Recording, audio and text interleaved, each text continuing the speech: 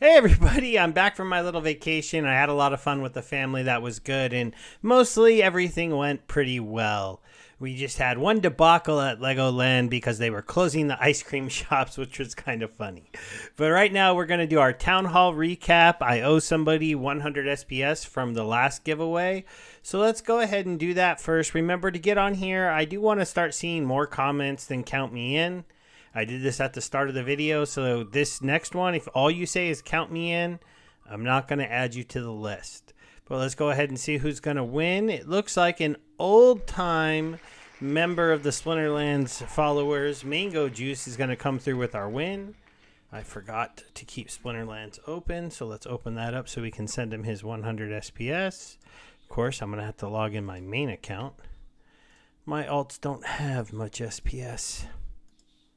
Sorry, should have got the account ready ahead of time, but we're rolling, so I don't want to start over. Let's go ahead and click here.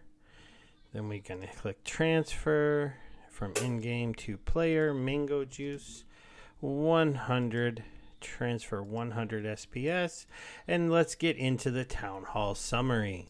That little running man should go through. There we go, token sent. So I listened to the town hall on the drive back today, and I finished it off later on at home. It was kind of an interesting town hall because a whole lot of stuff got teased, but not a lot of major announcements happened. More like this could be coming up or this might be going on, but there was one major recap from a bad event that happened over the weekend while I was gone. 6 million SPS and 8 million DEC was lost due to a compromised old wallets.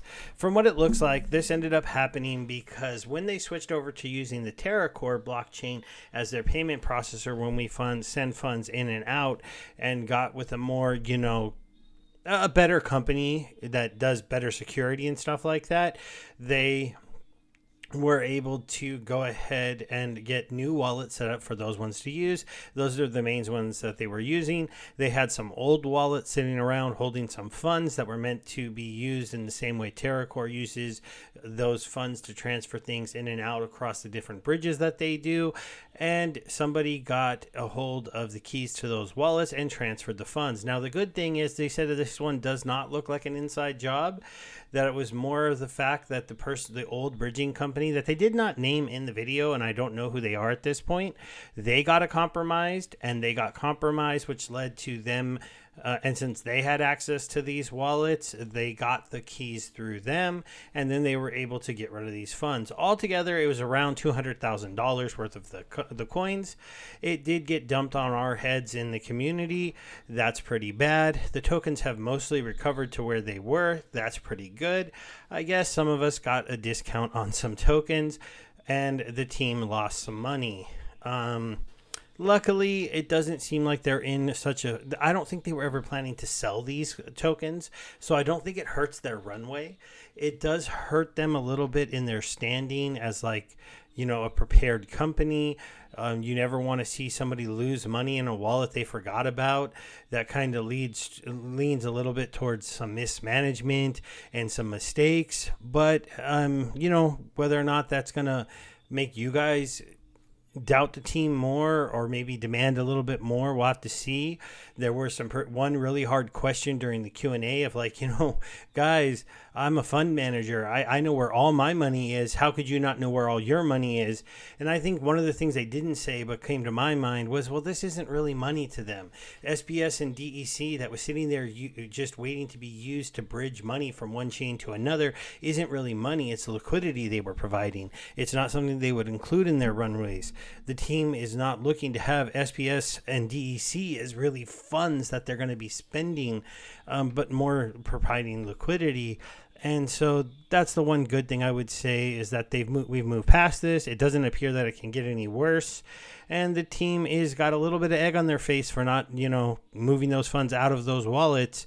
And they're just going to have to live with that. And now the answers in the town hall might not have been strong enough for you if this upsets you a lot. And if so, you might want to put in some questions and say, hey, that was not good enough. You guys need to own up more, and you need to be a little bit more transparent and tell us who the old processor was that basically let you guys get hacked because they got hacked. So we'll see. The good thing is, This will wake the team up, and the CTO said this to, review everything and make sure all the security standards are up to place on everything that they are currently using that are holding much more of their funds. So hopefully, maybe this is a small hack that helps prevent us from a bigger hack later on. That's really the only maybe good thing going on here. For the Tuesday release this week, there's not a lot of big things coming into the game comparative to the last couple of weeks with land and claiming land and surveying land and all of those types of things. But they've had some, abilities for options to be disabled in tournaments and brawls notifications. That's kind of nice. I know I get kind of annoyed if I've entered all of my teams for my brawl and then I log into the game and the first thing it says to me is, "Hey, you have brawls." It's like, well, yeah, I entered them all already. So now I'll be able to, after I'm done entering my teams for a tournament or a brawl, I could turn off those notifications and then maybe turn them back on. Since it's like a manual thing, I don't know if I'll do it because then I might forget to turn them back on. But I mean, there are some options now for you to just turn those off all the time if you want to just trust yourself to remember that you're in tournaments and brawls. We're also getting some pages moved over into tech modernization. It's none of the big ones, but the other items pages. And every page that gets moved into tech modernization is getting us closer to that day that Splinterlands will be playable on a browser on any device. And we won't have to worry so much about the mobile lagging behind the actual game because the actual game will be the same that you would play on a mobile device on any browser. Land, one of the things they're doing for it is they're adding in some sounds and special displays that were supposed to be on the lands when you view them. So we might have a fun little ability to go in and look at our land again and have some like special effects. Like maybe if you got a fire magic land, it's going to crackle with fire or have some like whispering wallows in a death one. I don't know what it's going to be, but it's going to be some kind of sound, some kind of visual cues on the land. It was supposed to launch with it, but I guess it wasn't ready, so we're getting that to come out right now. They're combining the DEC and SPS liquidity pool in the UIs now. This just happens to be in the UI like little cleanup because you used to be able to earn DEC. You can't do that anymore. You just earn SPS for providing these. So they're just going to combine it into one different display with the combined APR put in there. So that's pretty simple. And then they had a hot fix that they put into the game prior to release where they fixed an issue where leagues were being set improperly on accounts that had skipped playing one or more seasons. That's good. They were supposed to have this game be a little bit more forgiving of you taking off time, but it looks like they had an issue with that they believe they were able to fix it. We went over some other stuff that's going to be coming out into land and just some fun things that went on. We had our first castle get sold for $16,000. Gold Matters was all over that on Twitter. He said the guy that bought it for 16 relisted it for a higher number. So it looks like we're having our first castle flip attempt in the Splinterlands history, and we'll see if that, changes. We see he went a little deeper into the rarity animations and the music SX. He also talked about just creatives working on the UI work for Land 1.5, but they've already finished the staking contract stuff. So if all the coding is done for you being able to stake your monsters to land and have them earn the different resources that are going to be in 1.5, then they just have to have creative finish making sure the UI is built out perfectly. But with all the code ready, it allows them to really hammer in on that testing on that part of Land 1.5. So that was pretty cool to see. Words with Wizards with Matt was kind of all over the place, which was kind of interesting. It shows that his mind is in a lot of different places right now, and he's really just being able to work on design. So he's focusing in on that, which is really good. So, he was talking about guild updates, promo cards coming, multicolored monsters and summoners. He's working on those for when that comes out in Rebellion. But his highest priority was getting Land 0.5. He's adjusting the white paper and adjusting the AI. The UI. He basically talked a little bit about some different things within the land. Some of it was going to be possibly put up for a community vote, and some of it might just be changed to make things a little bit better. Like he wants to do a vote on limiting the maximum amount of base PvP that you're allowed to have on one plot to 100,000 instead of having it be unlimited. Just to give you an idea that one gold alpha card is currently 100,000 base PP if it's max level legendary.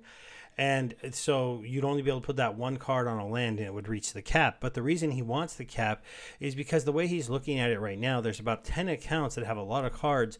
And instead of them getting a lot of lands, they could get maybe 10 lands that are legendary, put all their alpha gold foil legendary and alpha gold foil epics on those lands, and they would reach amazingly high multi-million PP productions, and we would not be able to match those even with a whole bunch of land, because they would just be dominating, and they would be dominating the rewards. Well, now if that player wants to be dominating the rewards in this 1.5, then they're going to have to go ahead and at least invest in more than 10 lands, because they're going to have a capped amount of PP that you can put onto each land. So to get multiple millions of base PP, or multiple, to get 5 gold foil legendary cards put into the game on land, you need to have at least 5 plots instead of 1. This will at least make them make a greater investment into the land ecosystem, as opposed to only maybe having a couple plots, but still being one of the top researchers or top SPS earners.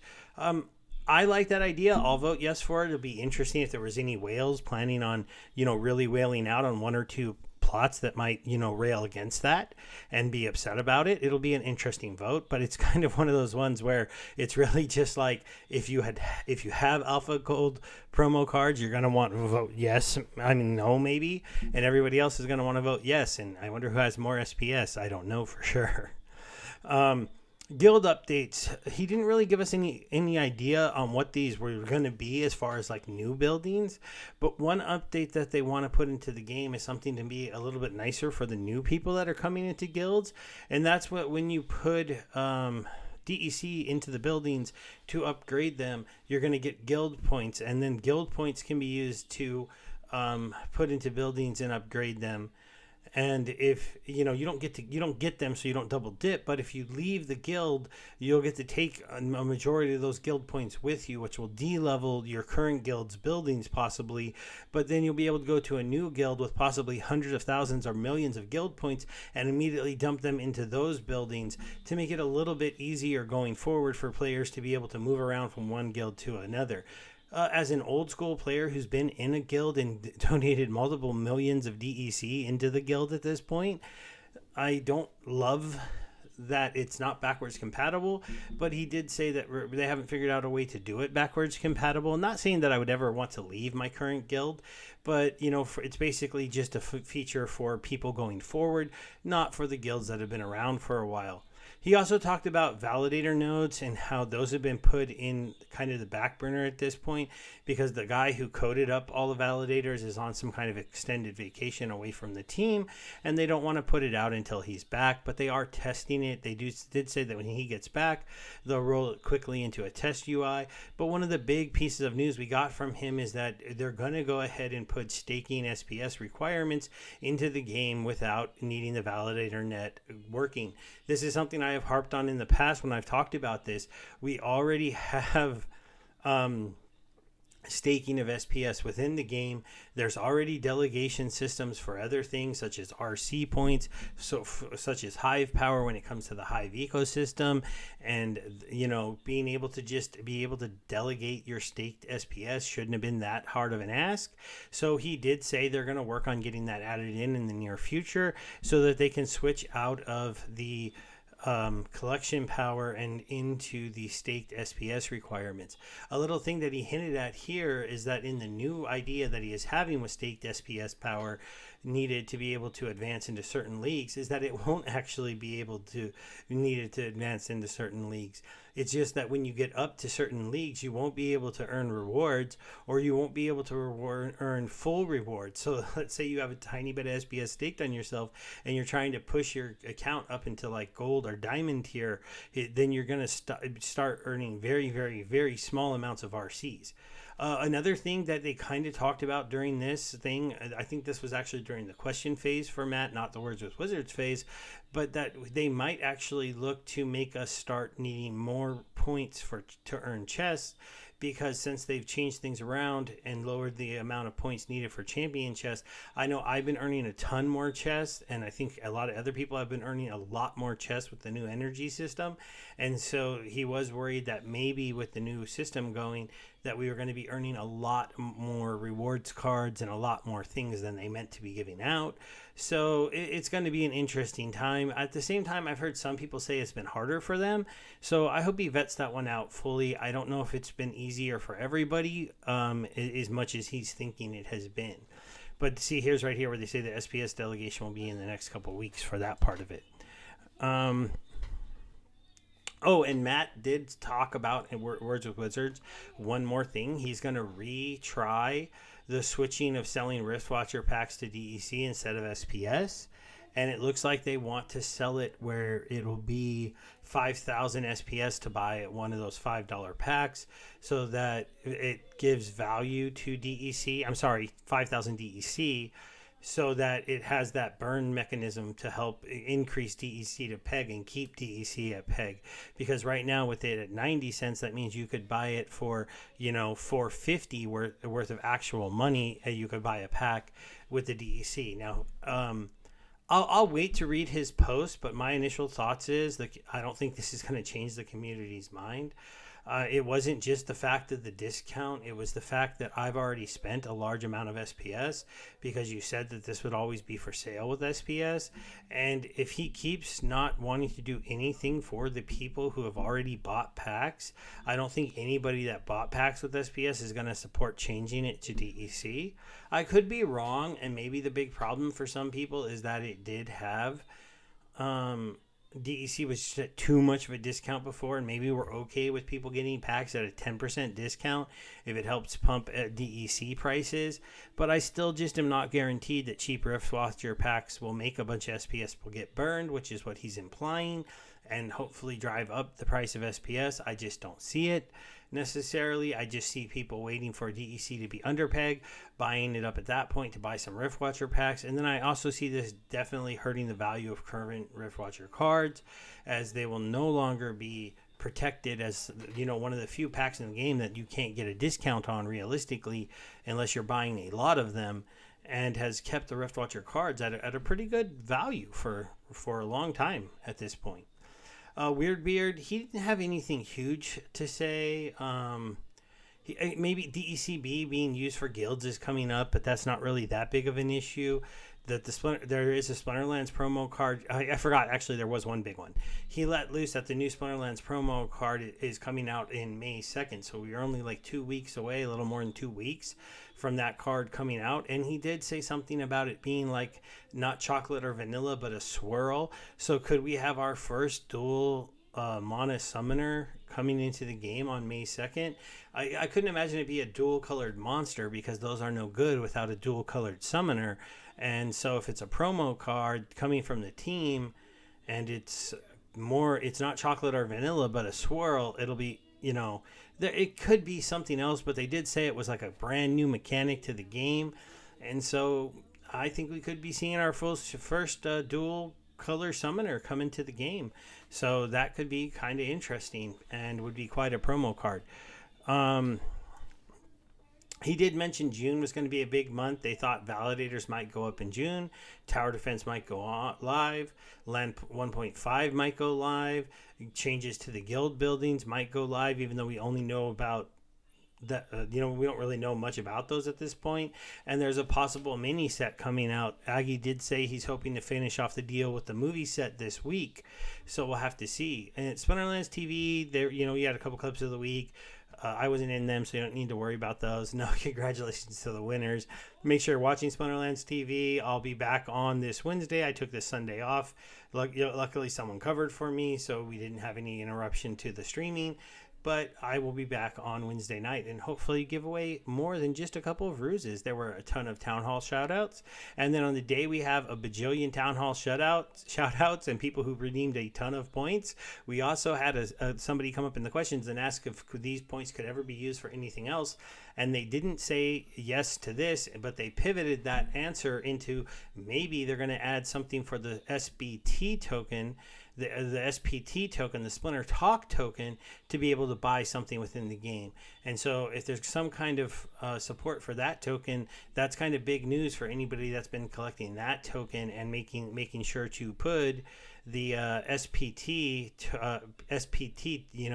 tag in their postings and earning those tokens. I know I have a pretty good stake of those, so it'd be pretty interesting for me to see what's going on in those. The town hall question phase I already got into a little bit, was definitely kind of focused around the money that got stolen, also focused about people wanting more for less. There was a lot of questions about, we want this, we want that, we want this. A lot of it seemed pretty kind of ridiculous or silly at times. But that's what's going to happen in the AMA a lot of times. People are going to be asking for ways to get a little bit more. They did talk about maybe adding in a potion, and this would be an interesting one to consider. Like, would you buy a potion that made it so when you open your chest, there was a higher chance that you would get a rewards card as opposed to SPS or anything else? It's an interesting idea. They said they're open to potions because they can sell the potion for DEC and burn the DEC, but I don't know what people think about that potion and if it would get through and get out into the game. That's pretty much all the main points I remember from the town hall. I didn't think it was a pretty amazing one, even after coming back for a week and having to talk about a hack. They kind of brushed over that. They went into Matt kind of blowing our mind with all the different things he was working on. I just want to make sure, did I forget anything that he was talking about? There's a Tuesday release. Words with Wizards. He talked about land, guild updates, validator nodes, where that was at. And he talked about 2 government's proposals, which were the land-related one on the cap on production and the Rift Watchers, which was all like kind of interesting stuff and kind of big news, but none of it like groundbreaking or kind of crazy. So overall, I would say that it was just, a sorry we got hacked, mea culpa, we did bad, we're going to do better. We're adding in a few more things to clean up the release of a Land 1.0. We are pretty much really close to 1.5 coming out, and it's going to be quicker than maybe some of us are going to be ready for it. And we are going to it looks like we probably will get the mini set. We're definitely going to get a cool promo card. And other than that, guys, I hope you make a comment on the Hive post so you have a chance to win that 100 SPS like Mango Juice did today. Thanks, guys. Bye.